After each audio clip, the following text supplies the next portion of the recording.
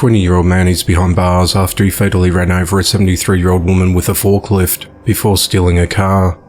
At 12:40 a.m. on Sunday the 2nd of July, authorities initially responded to a Lowe's improvement store at 2525 Crane Highway in Waldorf, Maryland, on a report of a burglary in progress. According to witnesses, the suspect, later identified as Bryce Caleb Timothy Brown, broke into the business, stole a forklift and fled the scene by ramming through the rear gates. Officers canvassed the area and later found a forklift in the parking lot of a nearby the Home Depot store, less than half a mile down the road at 12050 Jefferson Farm Place. However, the suspect was nowhere to be found.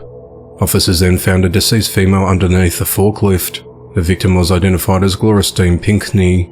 During the investigation, detectives determined that Gloristine was asleep in a dark copper-coloured 2019 Ford Fusion in the Home Depot store parking lot when Bryce crashed the forklift into the side of the vehicle. Gloristine then got out of a car and began to run away, but Bryce followed her in the forklift, ran her over before fleeing the scene in her car. Authorities believe that Gloristine was living in the car and that Bryce and Gloristine did not know each other when she was killed. Later that evening, Gloristine's car was found near Bryce's home with damage to the passenger side and a missing side mirror. Bryce was arrested that night and charged with first-degree and second-degree murder, assault, theft and other related charges. He's held at the Charles County Detention Center without bond.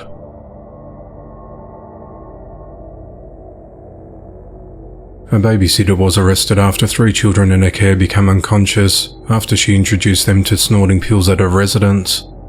A babysitter, identified as 24-year-old Deanna Nicole Bird, reportedly offered pills to the children, a 15-year-old girl and 2 boys aged 8 and 9, and demonstrated how to snort them using a rolled-up ramen noodle cup lid. At around 5:20 p.m. on Wednesday the 28th of June, Jessica Nervig arrived at Deanna's residence in the 100 block of Old House Avenue in Evansville, Indiana to collect her 3 children, and noticed Deanna seemed impaired on the porch. Worried that she couldn't find her children, Jessica rushed inside the home and found her daughter unconscious on Deanna's bed and her sons unresponsive on the couch. Jessica called 911 requesting medical assistance for her 3 children. When Jessica confronted Deanna and told her that she called 911, Deanna said she wasn't going to jail for no kids. Medics arrived and revived the 2 boys. When they regained consciousness, both kids were stumbling and falling when trying to get into the ambulance. The girl was unconscious when she was put into an ambulance. One of the young children told an officer that Deanna, their babysitter, had given them some of her pills.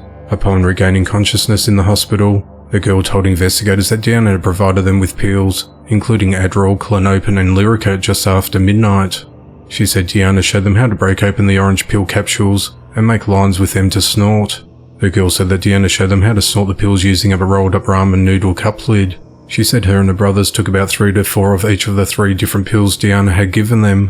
While interviewed by police, Deanna claimed that the 3 children, one of them who she refers to as an asshole, must have gotten into her pills on their own, saying that she never gave them anything. She added that the children liked to snoop when given free rein at her home. She also denied that either of the 2 young children were ever unconscious. At Deanna's home, detectives found a prescription bottle of Adderall and Klonopin. While she was being booked into the Vanderburgh County Jail, police found a half-filled prescription bottle for Lyrica in Deanna's purse, which had orange capsules that matched the broken ones found at the home.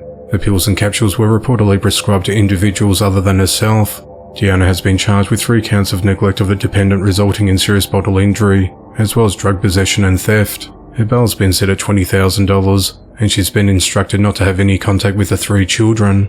The investigation into the matter continues.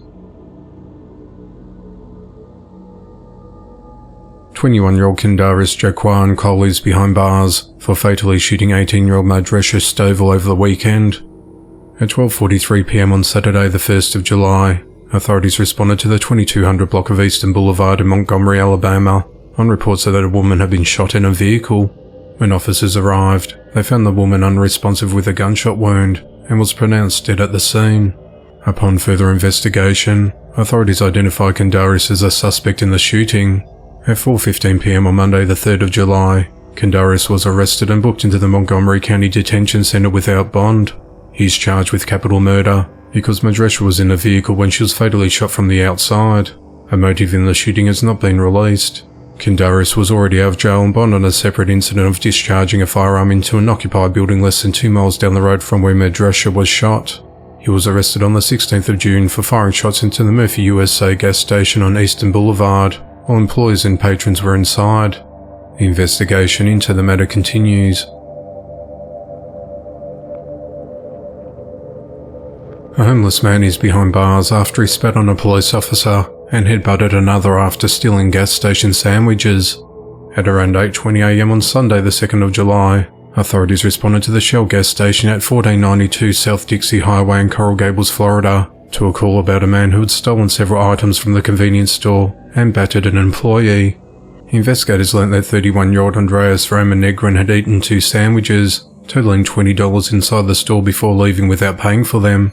Police said he returned a short time later and grabbed an energy drink before getting into an argument with a store employee. During the confrontation, Andreas slammed the drink down and punched the victim in the back of the head. After leaving the store again, he was quickly stopped by an officer and was taken into custody. While placing Andreas into the back of the patrol car, he spat on one of the officers 3 times and elbowed him twice before headbutting another officer. Andreas is charged with battery on a police officer, battery, theft and probation violation. He's held at the Turner Guilford Knight Correctional Centre on a $12,000 bond.